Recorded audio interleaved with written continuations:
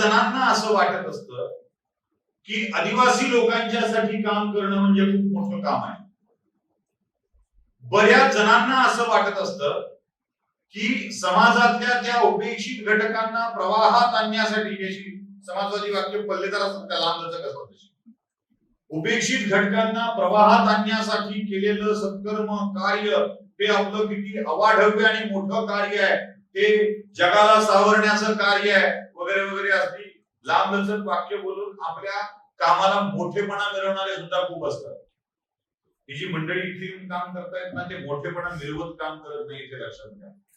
मी यासाठी सांगतोय, टाळ्या आत्ता नाही वाजवायच्या, टाळ्या आत्ता नाही, टाळ्या पुन्हा. हे त्या परंपरेचं पालन करतायत आणि परंपरा कोणती आणि का ते कळलं पाहिजे. का पहिल्यांदा सांगतो, भारतीय संविधानाच्या मध्ये लहान मुलांना मरण्यासाठी एक प्रतिज्ञा आपण तयार केली. प्रतिज्ञा कोणती? भारत माझा देश आहे, सारे भारतीय माझे बांधव आहेत, त्यातली एक ओळ आहे. ती ओळ सलग 10 वर्ष आपण प्रत्येकाने म्हटलेली आहे, फक्त लक्षात ठेवत नाही आणि अंमलात आणत नाही, एवढा फरक आहे. ओळ कोणती आहे? विविधतेने नटलेल्या परंपरेचा मला अभिमान असून त्या परंपरेचा पायी होण्याची पात्रता माझ्या अंगी यावी म्हणून मी सदैव प्रयत्न करीन. 10 वर्षाची प्रतिज्ञा म्हटली आहे. ती प्रतिज्ञा आपण आयुष्यात किती वेळेला पाळतो? कोणत्या विविधतेने नटलेल्या परंपरा? का उगाच अभिमान बाळगायचा? नुसता बाळगून उपयोग आहे? प्रत्यक्षात आपण काही करतोय याचा अंदाज येतो आपल्याला? मी सांगतो आता कोणत्या विविधतेने नटलेल्या परंपरा, आणि मग ते जे मुलं मिळवतायत तो त्यांच्या आपल्याकडूनचा अधिकार आहे, तुमच्या लक्षात येईल. तुम्ही करताय ते उपकार नाही आहे, ते लक्षात येईल. काय? या देशातले रामचंद्र प्रभू रामराय वनवासाला निघतात तेव्हा त्यांना नौका पार करून देणारा केवट, त्यांच्या राहण्याची व्यवस्था करणारा निषादराज गुहा, मेरे राम आएंगे हा दुर्दम्य विश्वास ठेवून पंपा सरोवराच्या बाजूला असलेल्या आश्रमात, ते सुद्धा मातंग ऋषीच्या आश्रमात वाट पाहणारी शबरी,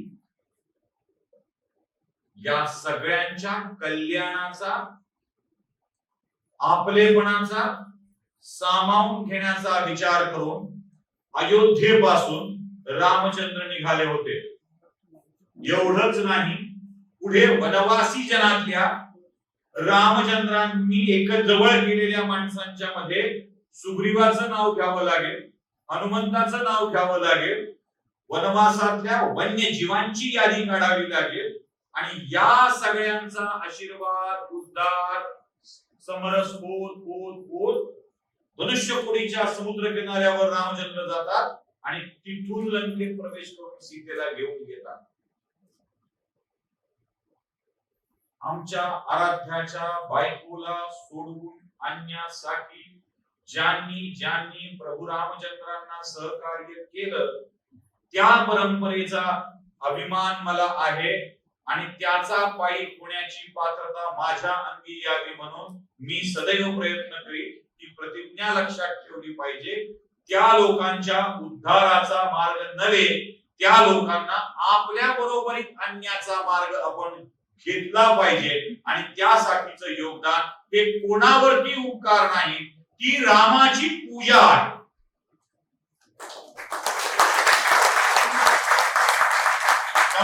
अयोध्येत रामाची प्रतिष्ठापना झाली, जितके आपण आनंदलो ना, तितके रामाच्या प्रत्येक अनुयायाला, प्रत्येक भक्ताला सुखी करताना आपण पुढे आलं पाहिजे आणि त्यासाठी आपलं योगदान दिलं पाहिजे, तरच रामाची प्रतिष्ठापना खरी होईल, हे लक्षात ठेवा. अन्यथा ती प्रतिष्ठापना अर्धवट होईल. योगे काय चांगलं वर्ष झालं तिथेनुसार हे लक्षात ठेवायचं आहे की ती परंपरा आमच्याकडे आहे. आमच्या कोणत्याही दैवताचा विचार करा, कोणत्याही दैवताचा, त्या प्रत्येकाच्या मध्ये समाजातल्या प्रत्येक घटकाला जवळ करणारा देव अवतार पुरुष राहिलेला आहे. अशा वेळी त्या अवतार पुरुषाची खरी पूजा, त्याच्यावरची खरी भक्ती, श्रद्धा ही या लोकांच्या आपलेपणातच सामावलेली आहे. एक साधं उदाहरण मी तुम्हाला विचारतो. समजा तुम्ही, तुमच्यापैकी आई आहेत, कोणी बाबा आहेत, त्यांना मी आत्ता इथे वाकडं बोललो, आपलं भांडण झालंय, आपलं कडाक्याचं भांडण झालंय असं गृहीत धरा. म्हणजे कोणीतरी मला म्हटलं की चांगला चहा मिळणार होता, चांगला चिवडा मिळणार होता, काय कुठतरी थोडं उशिरा बोलला असता तर काय फरक पडला असता, आपलं कडाक्याचं भांडण झालं. मी तुम्हाला चिवडा खायला येता का, चहा प्यायला येता का असं बोललो, तुम्हाला प्रचंड राग आला आणि तुम्ही रागा तिथून निघून गेला. आता आपल्याला तोंड बघायची इच्छा नाही आहे, अशा स्थितीतून तुम्ही निघून गेला. खाली गेलोय, खाली डोंगराच्या पायथ्याशी तुमचा मुलगा, तुमची मुलगी, तुमच्या घरातलं कोणी अपत्य अडचणीत आहे आणि नेमका तिथे मी पोचून त्याला मदत केली आहे. उदाहरण म्हणून सांगता, तुम्ही मला बघितल्यावर इथला राग लक्षात ठेवाल की तुमच्या पोराला केलेली मदत विसराल? लक्षात ठेवा. का भांडलोय प्रत्यक्ष तुमच्या सोबत आणि पोराला मदत केली आहे, पण तुमची माझ्याविषयीची भावना बदलून जाईल. का? कारण माणसाचं आपल्या अपत्यावर जास्त प्रेम असतं. मी आता तुमचं इथं खूप कौतुक केलं आणि खाली जाऊन तुमच्या पोराला बदा मारलं, काय नालायक माणूस निघाला, वाटत नव्हतं असं असेल म्हणून. एवढा चांगला बोलला वर आणि ते माझ्या पोरासोबत भांडण, माझ्याविषयी तुम्ही वाईट विचार करा.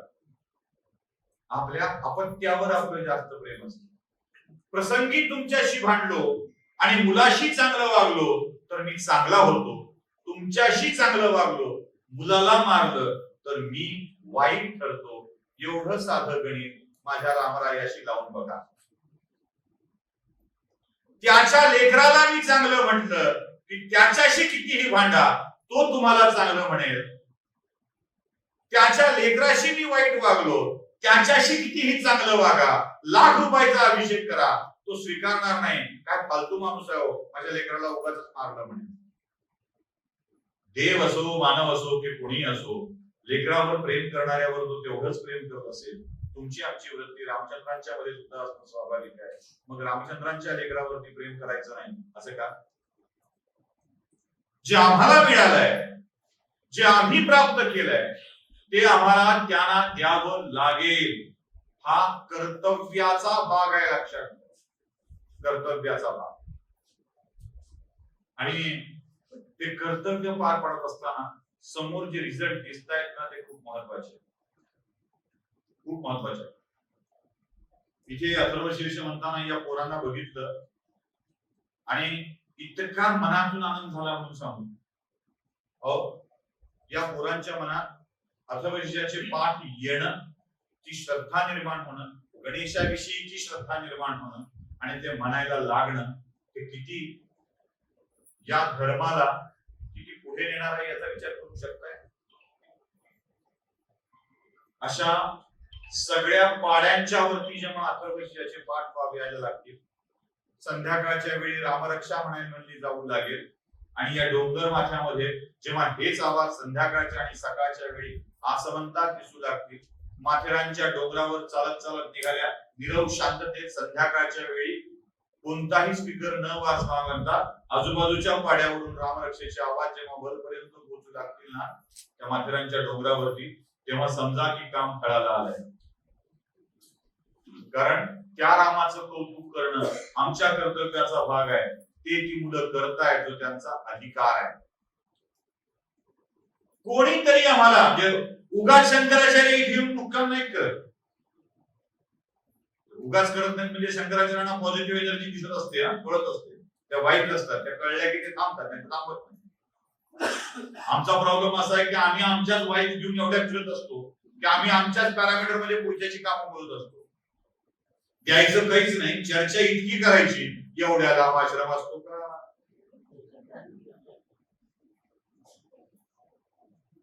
42 वर्ष. आता ते समोरचे तर थरथरायला लागले बोलता बोलता. मला आश्चर्य असं वाटलं की 42 वर्ष काम केल्यावर सुद्धा त्या माणसांच्या मध्ये अजून उत्साह आहे. होगा कुछ तो होगा. शबरी आणि हे काय फरक नाही. आएंगे, राम आएंगे. आम्हाला कर्ण अर्जुन मध्ये ती लक्षात राहते. आएंगे, कर्ण अर्जुन आएंगे, असं कौतुकही वाटतं. पण राम आएंगे म्हणणारी शबरी किती लक्षात राहत नाही. खरं तर ते मात्र शबरीपासूनच घेतलेलं आहे. इतका दुर्दम्य विश्वास ना, तसे यांना अजून विश्वास आहे. 75 पार झाले. 100चा विचार केला तर उरले फक्त 25. तरीही त्यांना असं वाटतंय की होईल, ते चांगलं होईल. ते चांगलं होईल का वाटतंय माहिती आहे? कारण आता हॉल भरू लागलाय. 12-15 ऍडमिशन होऊ लागली. कारण आता लोकांच्या मध्ये बदल दिसू लागलाय. कारण पाड्यावरती आता खरूज नावाचा आजार दिसत नाही. 30-30 वर्ष मेहनत करावी लागली, तेव्हा कुठे लोक अवेअर झाले. आणि ही का करावी लागेल हे तुम्हाला माहित आहे? देव बिव जरा बाजूला ठेवू. ही जर मेहनत घेतली नाही ना तर पाड्यावर सगळे आधीची चिन्ह लागतील आणि तेव्हा आपल्याला कळेल हे तर आपले होते. हे तर आपले होते. मग काय झालं, कसे गेले माहित नाही. कसे गेले आजही सांगतो. आजही पाड्यावर दिवाळीच्या फराळाचं साहित्य पोहोचविणे ही त्यांची दिवाळी गोड व्हावी म्हणून नसेल कदाचित. दिवाळी आहे हे त्यांना कळावं म्हणून पोहोचवणं आवश्यक आहे. दिवाळी साजरी केली पाहिजे असं त्यांना वाटावं म्हणून केलं पाहिजे. दिवाळीत खालच्या गावातल्या लोकांच्या घरात नवे कपडे, चांगले चांगले पदार्थ असतात आणि दिवाळी साजरी केल्याचा आनंद काही वेगळाच असतो. हे त्यांनाही कळणं आवश्यक आहे म्हणून केलं पाहिजे. खायला मिळत नाही म्हणून नाही, अजिबात नाही. आणि तसा विचार कोणाच्या डोक्यात काढून टाका. आता सूत्रसंचालिका बोलताना म्हणाल्या प्रत्येक कार्यक्रमाचा आपण दीप प्रज्वलन का करतो माहित आहे? का करतो त्यांनी काय सांगितलं? दिव्याच्या वातीत सगळीकडून कसं लखलखीत स्वच्छ दिसतं, त्या अर्धसत्य बोलल्या.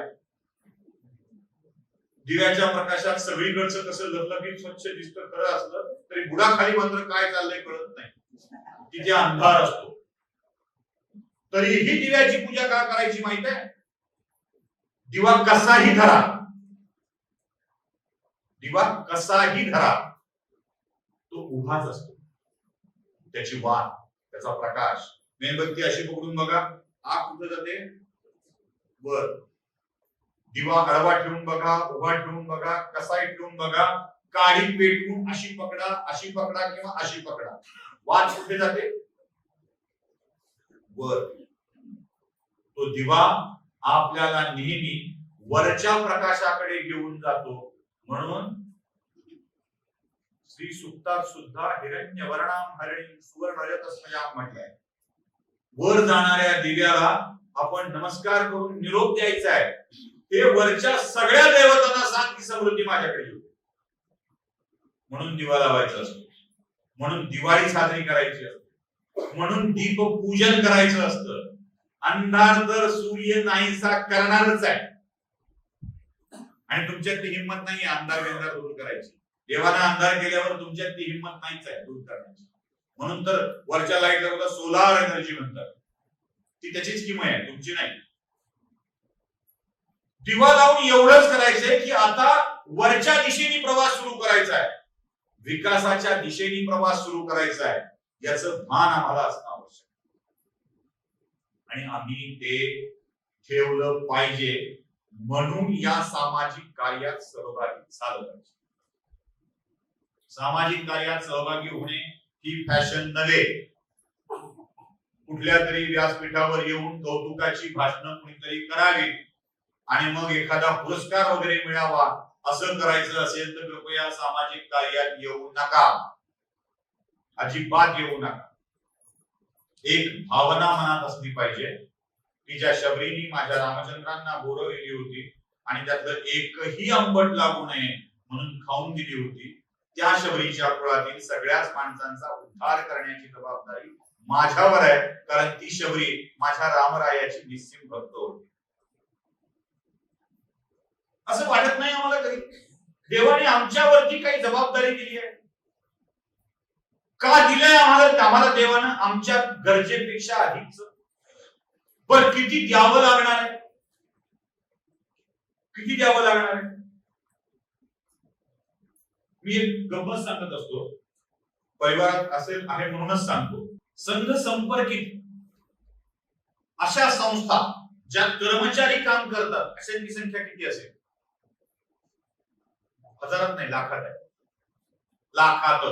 म्हणजे मी ज्या लातूर जिल्ह्यातून येतो त्या लातूर जिल्ह्यात भारतीय शिक्षण प्रसारक मंडळाच्या संस्था, विवेकानंद रुग्णालय किंवा तिथे असलेल्या वेगवेगळ्या जनता सहकारी बँकेच्या शाखा यांच्या कर्मचाऱ्यांची संख्या काढल्यावरती निघाली 5000. अशी संख्या आपण इंटू 30 करू, फक्त 35 सुद्धा नको. 5 त्रिक 15 किती झाली? 1.5 लाख.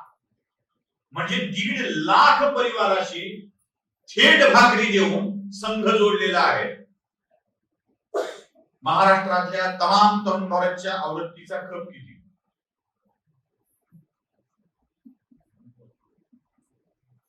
विवेकचे वर्गणीदार किती?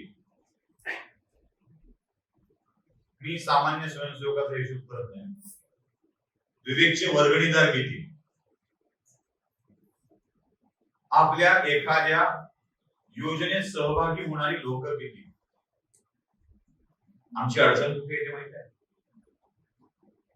देणाऱ्याने देत जावे, घेणाऱ्याने घेत जावे, घेता घेता घेणाऱ्याने घेणाऱ्यांचे हातच जावे हा शब्द जो तुम्ही वापरला ना, तो शब्दशः आपण वापरतो, अर्थानं नाही. हात घेतो आणि द्यायचं विसरून जातो.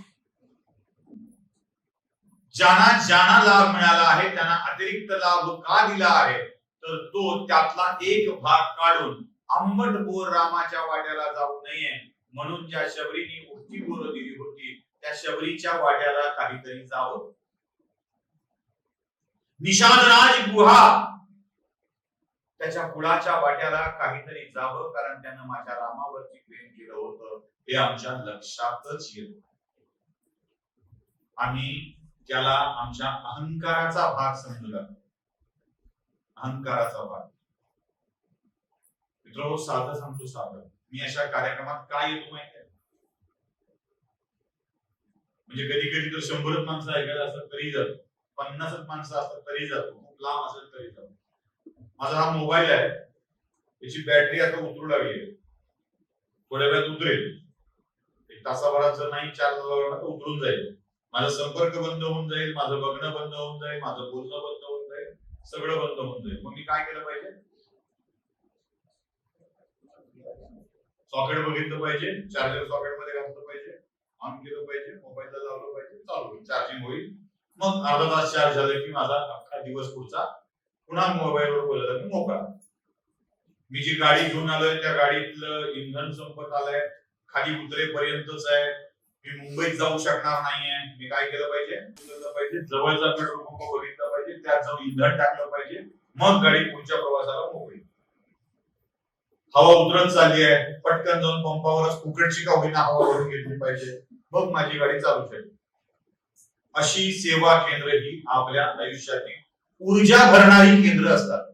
आयुष्यात लो फील वाटायला लागलं, अरे काय आपल्या आयुष्यात फुलच नाही असं वाटायला लागलं की दिवसभर इथे यावं, बसावं, आपल्या जेवणाचा भार त्यांच्यावर टाकावा,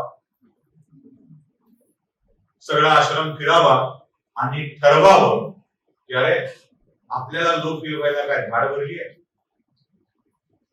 ज्यांच्या आयुष्यात 42 वर्ष काम करताना कधीच लो फील झालं नाही, रस्ता नव्हता, खिशात दगड ठेवून जीपच्या मागे ही माणसं चालायची, कारण निसटली जीप तर खाली जायला नको म्हणून पटकन टायरच्या खाली दगड ठेवावा लागायचा आणि ते सामान आणून मित्र माणसं काम करायची.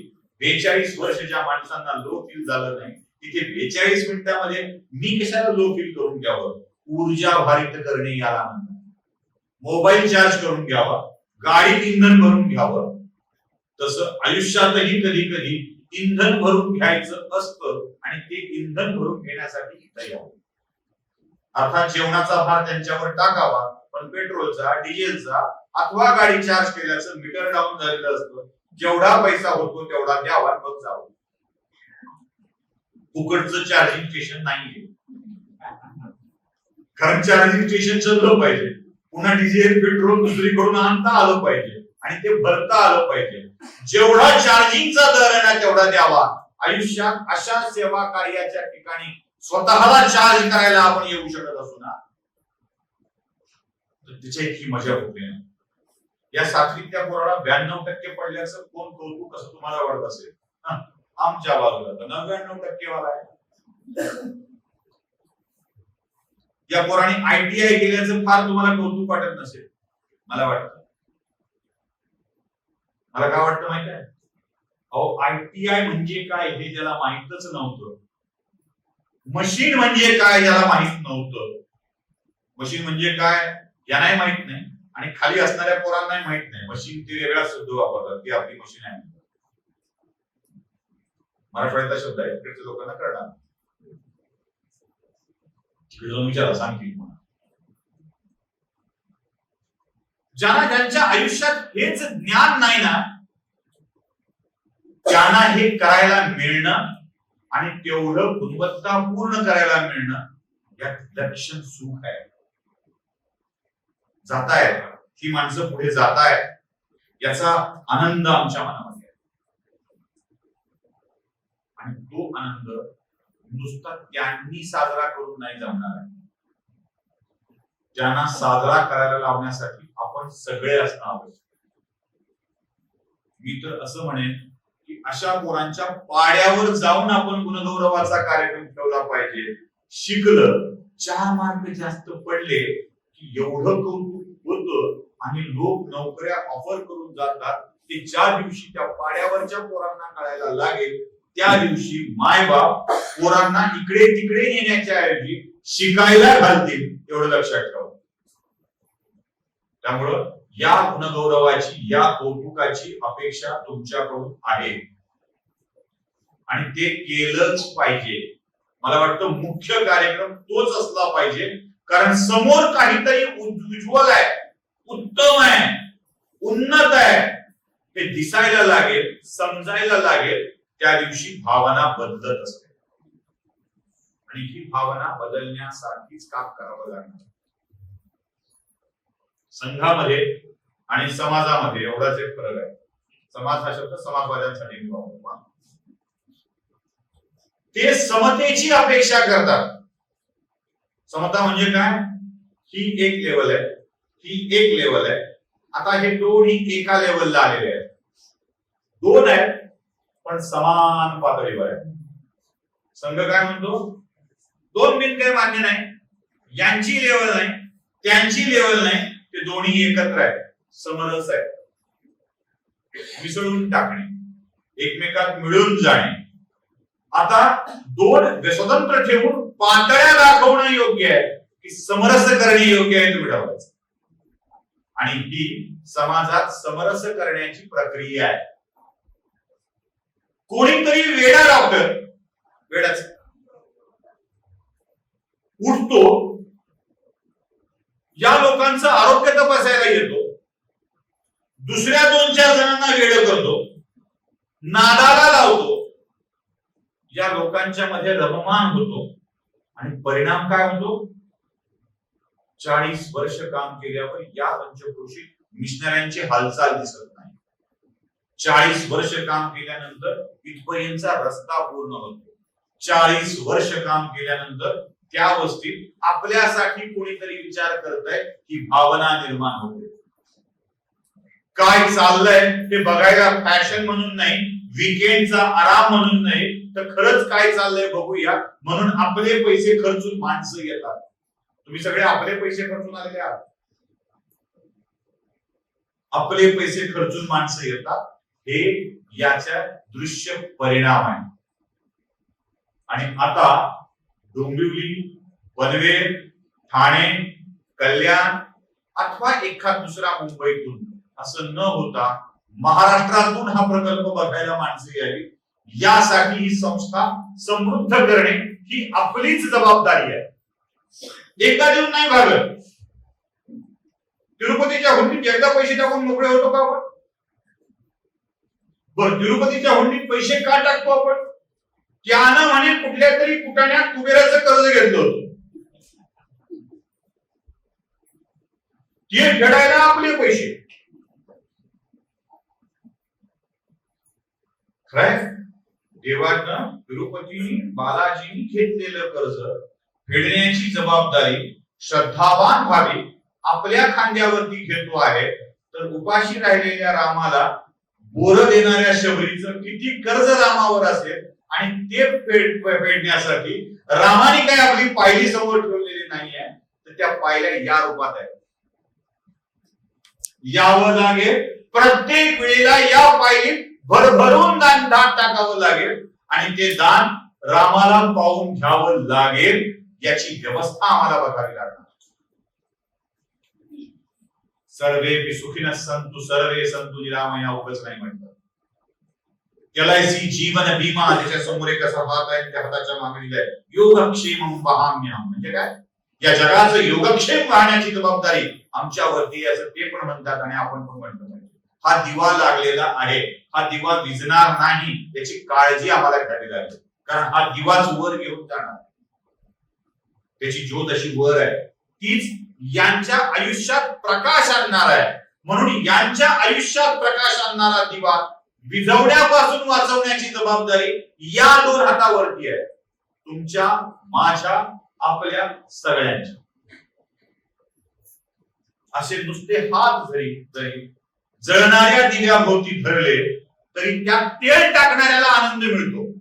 चला, आपलं तेल वाया नाही जात आहे, दिवा जळणार आहे, दिवा जळणार आहे, प्रकाश पसरवणार आहे. कारण हा दिवा विझण्यापासून वाचवणारी अनेक लोक आहेत, याची जाणीव तेल टाकणाऱ्यांना, दिवा लावणाऱ्यांना होत राहते. तेल टाकणं चालू राहतं, दिवा लावणं चालू राहतं, प्रकाश पसरत राहतो. आपलं काम आहे वादळात दिवा विझणार नाही याची काळजी घेणं, आणि ती काळजी आपण घेतलीच पाहिजे. अनिवार्य आहे. मी या समाजासाठी काहीतरी देणं लागतो, मी केलं पाहिजे, आणि किमान त्यावेळी तरी केलं पाहिजे जेव्हा हे दृश्य स्वरूपामध्ये आपल्या सगळ्यांच्या समोर दिसतंय.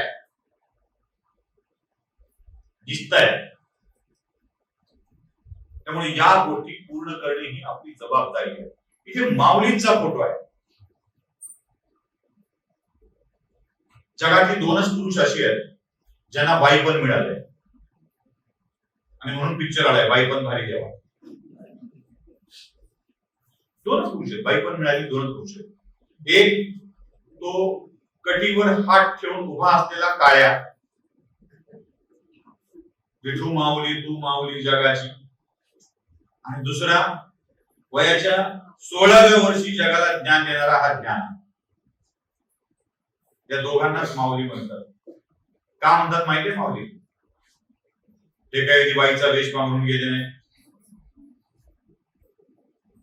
त्यांनी कधी स्कर्ट साडी घालून फोटो सेशन केलं नाही, यांच्या उदरातून कधी लेकरू जन्माला आलं नाही, तरीही यांना बाई का म्हणतात? आणि बाई नुसतं नाही, माऊली का म्हणतात? माऊली म्हणण्याचं कारण माऊलींच्याच पसायदानातून आपल्याला कळेल. माऊलींच्याच पसायदानातली पहिली ओळ कोणती राजा? तुम्हाला माहिती आहे? पोरांपैकी तुम्ही सांगू शकेल? कोण सांगेल? पोरांच्या पैकी मोठ्याने कोणतरी सांगा. पसायदानातली पहिली ओळ कोणती? आता विश्वास नके देवे. अजिबात नाही, अजिबात नाही. पसायदानातली पहिली ओळ, पसायदानातली पहिली ओळ आपण ज्याला समजतो ती काय लक्षात घ्यायची. आता विश्वात्मके देवे. माऊली देवाला शुकशुक करून हाक मारतायत. हे देवा, ए इकडे बघ, मी आहे, मी ज्ञानेश्वर विठ्ठलबंत कुलकर्णी. आता एवढं सगळं काम केलंय. ते म्हणजे कोणतं काम केलंय? हे काय म्हणले सगळं लिहून ठेवलंय, ज्ञानेश्वरी लिहिली, भावार्थ दीपिका ज्याला म्हणायचे ते, बाकी सगळं एवढा मोठा ग्रंथसंभार लिहून ठेवला, एवढे अभंग लिहून ठेवले, एवढ्या ओव्या लिहून ठेवल्या, सगळं लिहून ठेवलंय, तू खुश आहेस ना? हो मी खुश आहे. आता विश्वात्मके देवे येणे वाक्यज्ञ दोषात, या माझ्या वाक्यज्ञाने तू समाधानी व्हायस का? देव म्हणला हो आहे. मग आता ऐक म्हणले मागतो, दोषोनी मत द्यावे पसाय दाने. आता ऐक मी काय मागतोय ते ऐक. आणि पहिली ओळ काय मागितली? जे खळांची व्यंकटी सांडो, ज्याला म्हणतात आई. तुम्हाला दोन लेकर आहेत, एक हुशार आहे, एक चांगला आहे, अभ्यास खूप चांगला करतो, मार्क फार चांगलं घेतं. आईला त्या हुशार लेकराची काळजी नाही वाटत, बंडखोर लेकराची जास्त काळजी वाटते. ह्याचं कसं होईल, त्याचं सगळं ठीक आहे, हेच जरा आगाव आहे, यालाच काही नाही जमत. एक तर कमजोर, एक तर बंडखोर, एक तर नालायक, तिघच असावं लागतं, तेव्हा आईचं जास्त प्रेम मिळतं. त्यामुळे हुशार लेकरांनी लक्षात ठेवा,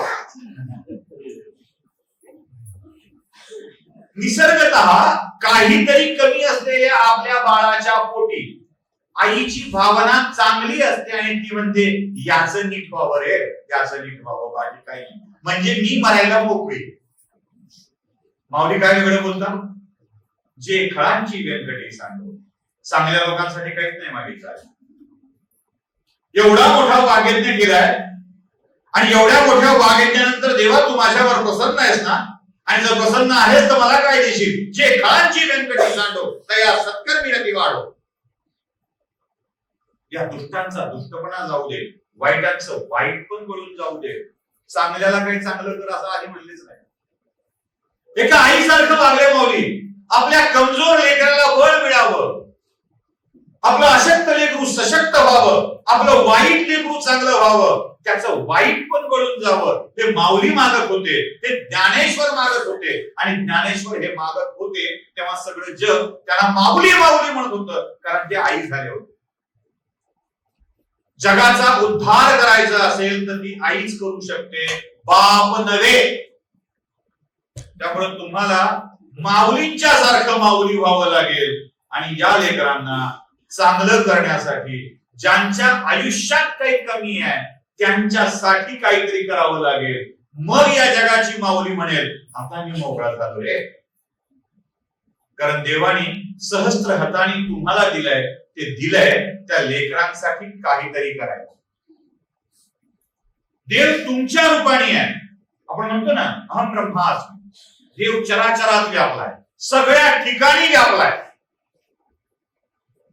तुमच्यात आहे, माझ्यात आहे, सगळ्यात आहे. प्रल्हादाला विचारलं होतं कुठे आहे तुझा देव? या भिंतीत हो, या पाण्यात हो, या खांबात हो, मारू कल्ला, पडेल का बाहेर? मारला, मारली, आला बाहेर, फाडला त्याला. तो चराचरात व्यापलाय, सगळ्यात व्यापलाय असं असेल तर तो आपल्यातही आहे. मग आपल्यातल्या देवाने आपल्याच भल्यासाठी त्यांच्यातल्या देवाला मदत करायला काय हरकत आहे? एकाच वर्णाचे झालो ना. देव तुमच्यात आहे, देव त्यांच्यात आहे, देव माझ्यात आहे, देव सगळ्यात आहे. जो देव तुमच्यात आहे तोच देव माझ्यात आहे. आपल्या सगळ्यांच्या मध्ये एक अंश असेल तर आपण वेगळे कसे? आपण सगळे समरस झालं पाहिजे हे लक्षात ठेवा. इथे पातळी राहत नाही देवाची. ते कोणते बाप आहेत? कृपा आणि शुरू हो गई है, चटनी के साथ लाल, जो समोसे के साथ लाल चटनी खाते हुए हरी चटनी खाते. जी महाराज लाल खाना, तो लाल खाना शुरू कर दो, हरी खाना शुरू कर दो, कृपा आणि शुरू हो जाए. लोक त्याचे आपलं लाईव्ह टेलिकास्ट करून बघत बसतात. अशी चटणी खाल्ल्याने कृपा आणणारे महाराज आपल्याकडे आहे. त्याला श्रद्धा नाही म्हणत. श्रद्धा ती आहे जी त्यांच्यात तुम्हाला समरस करते. आपल्यातल्याच एका अंशाला वर करण्यासाठीचे प्रयत्न सुरू करा. कृपा आणि शुरू हो जाए. कृपा आणि शुरू होनी चाहिए. आणि ती देवाने केव्हा सुरू केली? तुम्हाला सक्षम करून, तुमच्या ताकद देऊन. आणि लक्षात घ्या, माझा हिंदू धर्म, माझा हिंदू धर्म, त्यातली प्रत्येक कर्म, त्यातली प्रत्येक पूजा, त्यातलं प्रत्येक पुराण, त्यातली प्रत्येक कथा, माझा देव, देवाचं अवतार कार्य मी जाणीवपूर्वक निक्षून खात्रीनं सांगतोय, याचा विवाद कुणीही करावा. तो धर्म नावाची व्याख्या जो आमचा देव सांगतो, तो धर्म हिंदू धर्म, सनातन हिंदू धर्म असलं काहीही नाही. तो आहे राष्ट्रधर्म. या राष्ट्राला मोठं समजणारा, हे राष्ट्रच सर्वप्रथम आहे हे सांगणारा तो धर्म आहे. आणि त्यावेळेला ज्या वेळेला सांगितला जात होता तेव्हा माझं राष्ट्र खूप मोठं होतं. पुढे काही त्याचं रक्ताने छोटं केलं सोडून द्या, पुराव्यासाठी सांगायचं, खोटं बोलायचं नाही. पुराव्यासाठी सांगितलं होतं, कारण खोटं बोलणं चूक असतं. आपण पूजा करतो, जशी माऊलींनी वाघेने केलं तसं आपण पण पूजा करत असतो. 500 रुपयाचा अभिषेक, 1000 रुपयाचा अभिषेक, रुद्र, लघुरुद्र, महादेवाचा मुलगा संत महिम्न, विष्णू सहस्त्रनाम, श्री सुक्त, असे वेगवेगळे अभिषेक पूजा पाठ आपण करत असतो. सत्यनारायण करतो. आजकाल लोकांना सत्यनारायणासोबत सत्यंबा नावाचा एक शोध लागलाय, ते पण करतात. मग काही शैव वैष्णवाची नावं टाळून, वैष्णव शैवाची नावं टाळून पूजा विद्या करत असतात. ही सगळी पूजा झाली की देवाची आरती होते ना. मग छान छान देवाला वेगवेगळी विशेषण लावत आपण आरत्या म्हणत असतो. मग महालक्ष्मीची पूजा असेल तर जय जय नदीपती प्रियत नाहीये, भवानी महालक्ष्मी माय नदीपती प्रियत नाहीये, काय काय काय काय काय म्हणजे सागराची प्रियता नाही, असं आपण छान छान छान छान म्हणत आपण म्हणत असतो. मग त्या आरतीनं देव प्रसन्न झाला असं वाटतं. सुख करता पाऊस कुठे घ्यावा कळत नाही लोकांना. कधी वार्ता विघ्नाची, मला कळत नाही वार्ता विघ्नाची कशी आणतो देव. कुठे काय लावावं, कुठे थांबावं हे त्याला कळत नाही. ते फळीवर बंधनाला नेऊन बसवतात. संकष्टी पावावे म्हणतात, उचलता वो छोडतो. बाकी वाट पाहे सजना म्हणणारी लोक ऐकले. रामदास कड्यावरून पुन्हा कल्याणाला उडी मार म्हणणार नाही. वाट पाहे सजना म्हणल्यावर कल्याणात छाटी म्हणणार नाही. मीच मला सोडून देतो म्हणतील पुन्हा आले तर. आता नकोच, कल्याण नको, छाटी नको. कारण यांचा सजना जर वाट पाहत असेल फळीवर वंदनाला बसवून, म्हणजे आधी वंदना फळीवर बसवायची, पुन्हा सांगायचं सजना वाट पाहतोय. फार अवघड काम असतो हे. ही सगळी आरती आपण का म्हणतो? ही आरती म्हणण्याचं कारण आहे देवाची अधिक स्तुती करणं, देवाचं अधिक कौतुक करणं. आणि या कौतुकाच्या नंतर प्रसन्न झालेल्या देवासमोर आपण हातात अक्षता घेऊन उभे असतो. आणि मग काय म्हणायला सुरुवात करतो? मंत्र पुष्पांजली. ही मंत्र पुष्पांजली म्हणून देवावर अक्षता टाकाव्यात असं अपेक्षित असतं. देवाला असं नसतं, आपण टाकतो.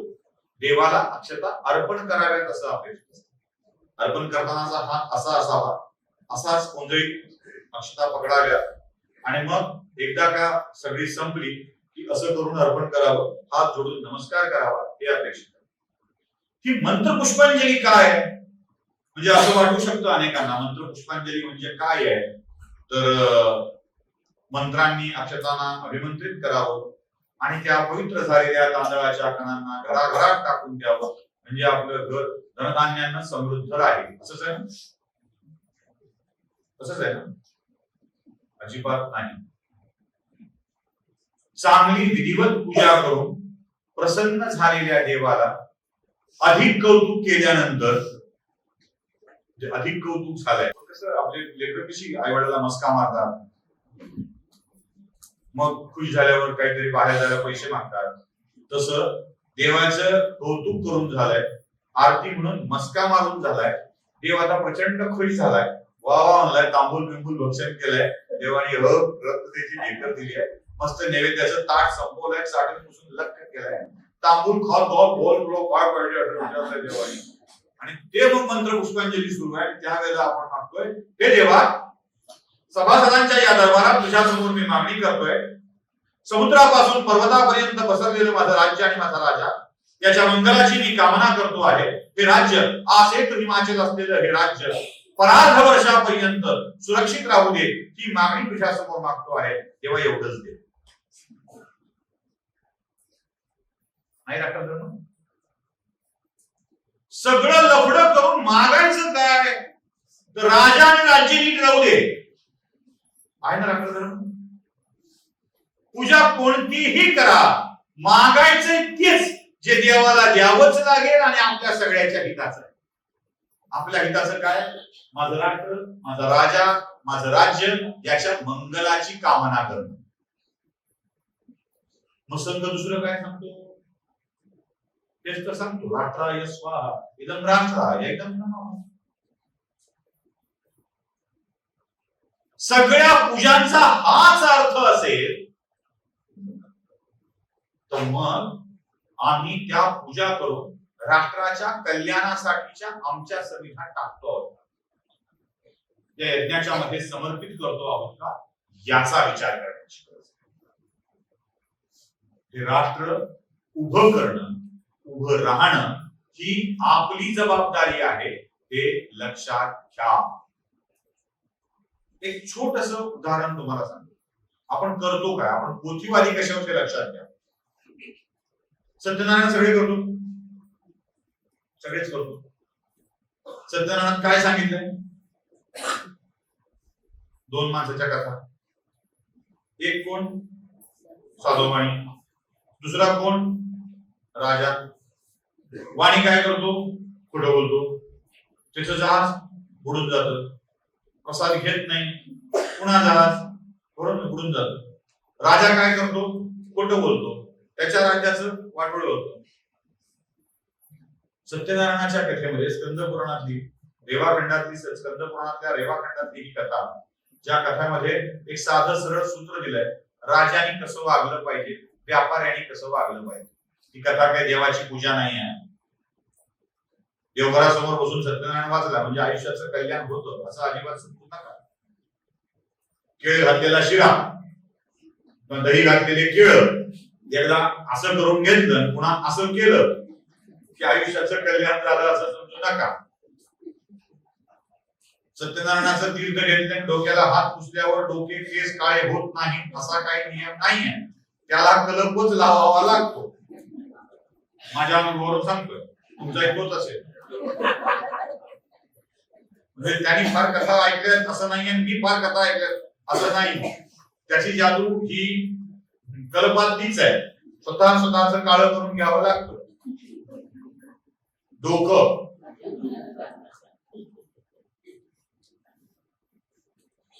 त्यानंतर ही कथा काय आहे, ही कथा एक सूचक संदेश आहे, खूप छान सूचक संदेश आहे. स्कंद म्हणजे विनाश, हे महादेवाच्या एका पुत्राचं नाव आहे स्कंद. कार्तिकेयाचं अजून एक नाव आहे स्कंद. त्या कार्तिकेयाच्या स्कंद पुराणातल्या शेवटच्या खंडातली कथा, 13व्या खंडातली, विनाश खंडातल्या शेवटच्या खंडातली ही कथा. त्याने काय सांगितलं, आपल्या हातानं आपलं वाटोळं करून घेऊ नका. हे त्यांना कथा एकच सांगते. काय सांगते, खोटं बोलायचं नाही. तुझ्या जहाजात काय आहे, पानं फुलं भरली तथा झाली पानं.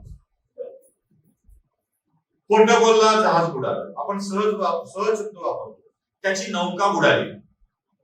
का बुडते नौका, नीट चालवली नाही म्हणून. नौकेला छिद्र पडलं तर, किंवा ती पुण्या खंडावर जाऊन आदळली तर. सत्यनारायणाच्या कथेतलं काय महत्वाची गोष्ट असेल, सत्य, सातत्य, सचोटी आणि संयम. व्यापाऱ्यालाही आवश्यक आहे आणि राजालाही आवश्यक आहे. सत्य, सातत्य, सचोटी आणि संयम. राजा व्यापारी सोडतील तर नौका उडाली, पकडतील तर नौका तरली. ठीक आहे, ज्या दोन ठीक काय. देवानाचं नौकेला धरलं होतं दुरीनं बांधून, खोटा बोलला का डुबो. चांगलं बोललं का घेऊ, काही न भिजता वापस, असं नाही. तुम्ही जसे वागाल तसे त्याचे परिणाम दिसायला लागतील. राजाने नीटच वागलं पाहिजे, सत्याने कारभार केला पाहिजे, की राजाला मार्गदर्शन करणारी ती एक कथा. आम्ही बापुड्यांनी अत्यंत श्रद्धेनं कथा श्रवण करून केळ्याचे केळं खाऊन त्याचा प्रसाद खाऊन आम्ही समजलं की ते ऐकलं म्हणजे आयुष्याचं कल्याण झालं. ऐकलं म्हणजे आयुष्याचं कल्याण नाही, अंमलात आणलं तर आयुष्याचं कल्याण.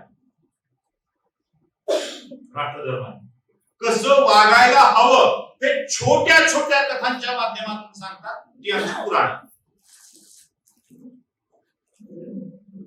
रामायणातल्या एका कथेचा संदर्भ देतो. आता मी उत्तरार्धाकडे घेतो. चहा पिऊन न दिल्यामुळे बऱ्याच जणांची डोळे आता अशी झाली की वर यायला जरा कठीण व्हायला, त्यामुळं शेवटच्या भागाकडे येतो. असं नको व्हायला की माझं भाषण संपलंय, उठा आता. मग सर्वांनी आनंदाने भाषण ऐकून तांबूल लोचन करून घरी गेले, असं असं असं नको व्हायला म्हणून. प्रभू रामचंद्रांच्या आयुष्यातली कथा आहे. घटना शेवटची आहे. घटना काय आहे? काळाला असं वाटलं की आता रामचंद्रांनी आपलं अवतार कार्य संपवावं आणि परत आपल्या क्षीरसागरातील विरामात जाऊन त्या मूळ रूपामध्ये समाविष्ट होऊन जावं असं काळाला वाटलं.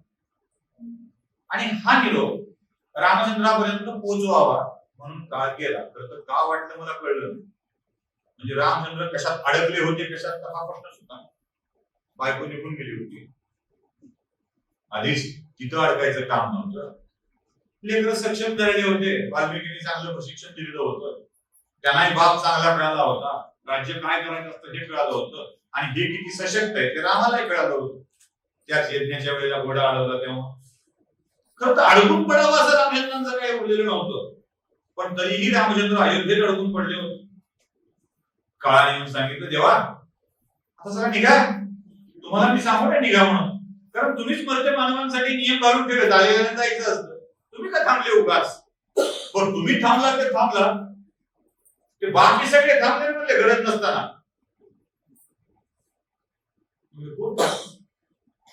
अहो साधा मंत्री दौऱ्यावर निघाला तर PI, DYSP, SP, आगीचा बंब तर न्यावेच लागेल सगळे. एक अँब्युलन्स, डॉक्टर, तहसीलदार, कलेक्टर हे सगळं मागं असतं. तापाच्या ताफा मागं असतो अख्खा प्रोटोकॉल. मुख्यमंत्री निघाल्यावर तर विचारच नाही, पंतप्रधान आल्यावर तर विचारच करू नका काय काय असतं ते. अहो विश्वाचा पंतप्रधान दौऱ्यावर निघाल्यावर कोण कोण येतील? तो विश्वाचा पंतप्रधान आहे, त्याच्या नावावर सगळं चाललंय. तो जेव्हा पृथ्वीच्या दौऱ्यावर निघेल तेव्हा सगळेच घेऊन येईल ना. मग तो नाग येईल, शेष नाग येईल, शंख येईल, चक्र येईल, गदा येईल, पद्म येईल, आपल्या अस्त्रा शस्त्रासह तो येईल ना. असिस्टंट येतील, कलेक्टर येतील, त्याच्यासोबतचे विभागीय आयुक्त येतील, आगीचा बंब येईल, दवाखाना येईल, सगळे डॉक्टर बिक्टर धर्मांतरी सगळे येतील. आणि सगळे आले तेव्हा तिथलं काम धड पडल्यावर तुम्ही कुठे दौऱ्यावर येतो? मुख्यमंत्री एक दिवस गावात येऊन गेला तर बरं वाटतं, 15-15 दिवस राहिला तर. नागपूरच्या गल्लीत जाऊन विचारा, देवा भाऊ 8 दिवस राहिल्यावर त्यांची अवस्था काय होते. ठाण्यावाल्यांना जाऊन विचारा ना, मिठाईच्या दुकानवाल्यांना शिव्या घालतात. रस्त्यात सगळ्यात प्रॉब्लेम. ते मला तिकडे प्रॉब्लेम, इकडे प्रॉब्लेम, तुम्ही कुठे येऊन बसले मला इकडं. चला हे त्याला सांगायचं होतं, पण सगळ्यासमोर कसं सांगा? सगळ्यासमोर सांगावं आणि बाकीच्यांना कळलं आपल्याला मरायचंय तर हल्ला कळलं माझ्या. बाकी काही कळलं न कळलं, लोकांना मरायचंय कधी हे नाही कळलं पाहिजे. उगाच आवाज दिला होते, पण माहिती आहे बरं का मरायचंय कधी ते. एक ना एक दिवस मरायचंय याच्यावर माणसं जगत असतात.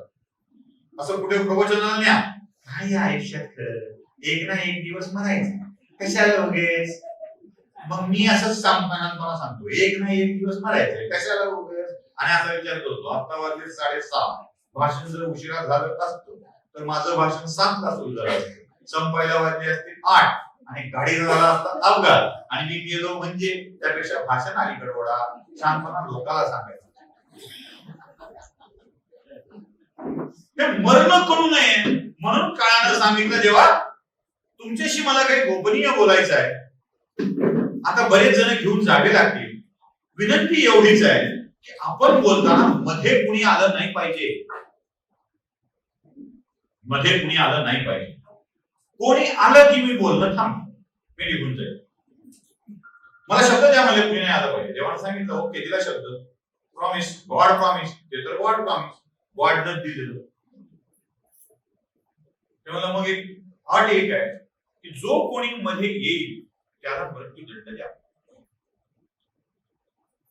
ओके, त्याने केली सुरुवात, होता चावरा काळ, त्याला सुरुवात करायची होती माणसं खायला, न्यायचे कसे, काहीतरी निमित्त लागेल ना. आणि त्याला माहित होतं कुठला मणी काढला की सगळी माळ विस्कटते. लक्षात ठेवलं पाहिजे, पेपर मस्त असतं. कुठला गाठ सुटली, कुठला मणी बाजूला निघाला की अख्खी माळ विस्कटते, हे लक्षात आलं पाहिजे. चालाक असतात काही काही लोक, राजकारणी त्या चतुर असतात, ते आपल्याला नाही कळत, ते काळाला कळतं कुठला मणी अगोदर काढला पाहिजे. ते म्हणजे ओके, मग जबाबदारी कोणावर, ते म्हणजे लक्ष्मणावर. त्यासारखा भारी म्हणून दुसरा कोण बोलतोय, मणी कुठला काढायचा आहे, लक्ष्मणावर. Okay done. कसं म्हणजे लक्ष्मणाला बाहेर, लक्ष्मण आपला थांबला तिथे. आता कोणाची माय गैरी आज जायची, हे बाहेर असल्यावर त्या आधीच कुरकुरणारा घोडा मारू का मारू का मारू का म्हणत बसलेला, नको रे बाबा गप्प बस, नको रे बाबा गप्प बस म्हणावं लागायचं. हा थांबलेला नेमका आहे दुर्वास. आता घोड्याला सुद्धा लगाम घालू शकणारा चांगला कसलेला आला घोडेस्वार की घोड्याची कुरकुर थांबतो.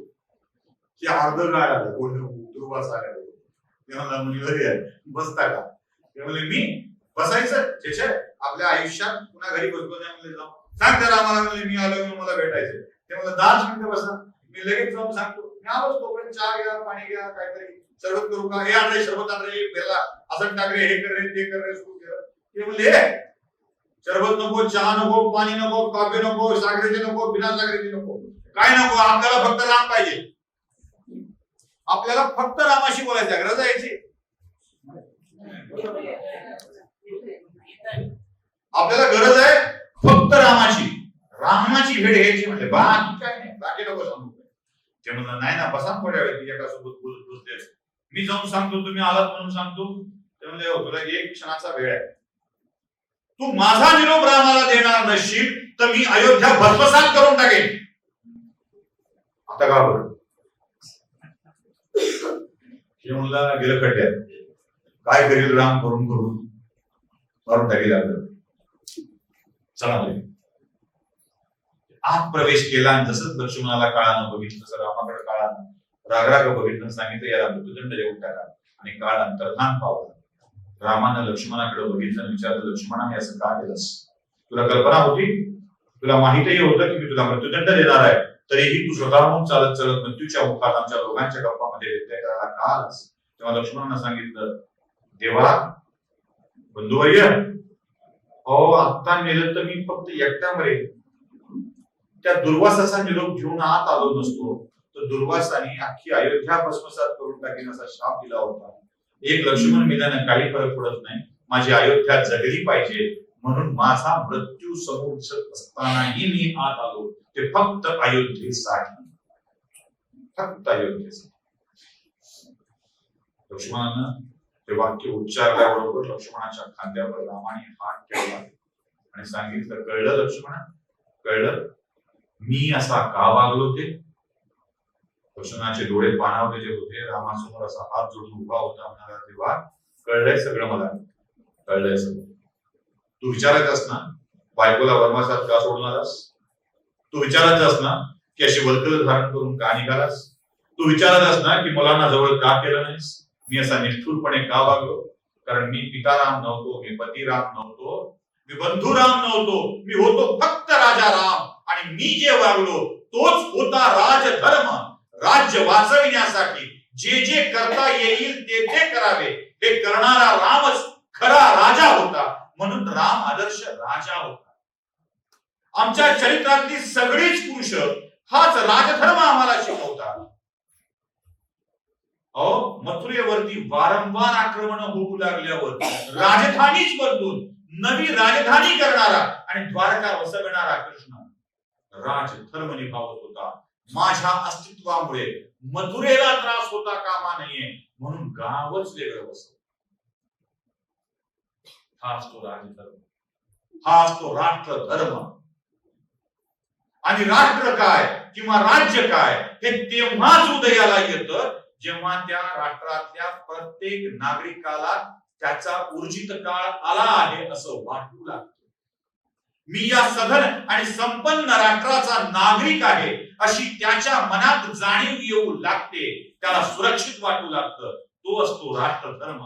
भगवान श्रीकृष्णांनी सांगितलेला राष्ट्रधर्म, रामचंद्रांनी सांगितलेला राष्ट्रधर्म आम्हाला त्यांचे भक्त म्हणून पुढे न्यावा लागेल. आणि या शेवटच्या स्तरापर्यंतच्या घटकाला पुन्हा एकदा त्या वैभवाच्या पर्यंत घेऊन जाण्यासाठी आपल्याला जावं लागेल. संघाच्या प्रार्थनेतला शेवटची ओळ, त्याच्या आधीची ओळ कोणती आहे? परम वैभवम नेतुमे तत्स्वराष्ट्रम. या स्वराष्ट्राला परम वैभवाकडे न्यायचं असेल तर या राष्ट्रातल्या सामान्य माणसाला सुद्धा त्या परम वैभवाच्या पर्यंत घेऊन जावं लागेल. आणि ती जबाबदारी तुमच्या, आमच्या, आपल्यावरती, सगळ्यावरती आहे. आणि हे काम करण्यासाठी खूप छोटी छोटी पावलं आपल्याला उचलावी लागतील.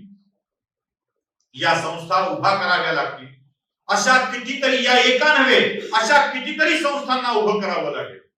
तुम्ही सगळे मॉलमध्ये जाता आणि मॉलमध्ये गेल्यावर 1, 2, 4, 5, 10 वस्तू घेऊन येतात. प्रत्येक वेळेला अनावश्यक वस्तूंची संख्या आपल्याकडे खूप असते. जाऊ दे 500 रुपये गेली आपण असं म्हणतो, जाऊ दे 500 गेली असं आपण म्हणतो. आणि महिनोन महिने घरात पडून राहणाऱ्या वस्तू कधीतरी सांभाळतो. पण अशा ठिकाणी गेलेल्या वस्तू विकत घेताना गरज आहे का याची? आवश्यकता आहे का आपल्याला?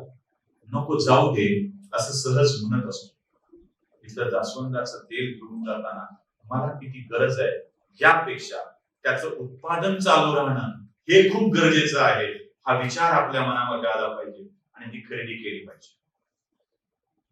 दान, मदत ही नेहमी पैसे देऊन पावत्या घेऊनच होते असं नाही. त्या खरेदीतून फार पैसे मिळतील असं नाही, पण त्या खरेदीतून काम करणाऱ्या माणसांच्या हातामध्ये 1000 हत्तीचं बळ येतं. मनामध्ये एक प्रचंड उमेद जागी होते. आपण करतोय ते लोकांना आवडतं आणि आपण ते केलं पाहिजे, अजून चांगलं केलं पाहिजे हे त्यांच्या मनात येतं. आणि त्यांची काम करणारी हात अजून सशक्त होतात. हे सशक्त करणं आपल्याला एकदा नव्हे, दोनदा नव्हे, सतत सतत सतत करावं लागणार आहे. आणि ते करण्यासाठी पुन्हा पुन्हा ही अशी जबाबदारी आपल्याला पार पाडावी लागणार आहे. राज्याचे मुख्यमंत्री देवेंद्र फडणवीस म्हणतात, मी पुन्हा येईन, मी पुन्हा येईन, पुन्हा येईन.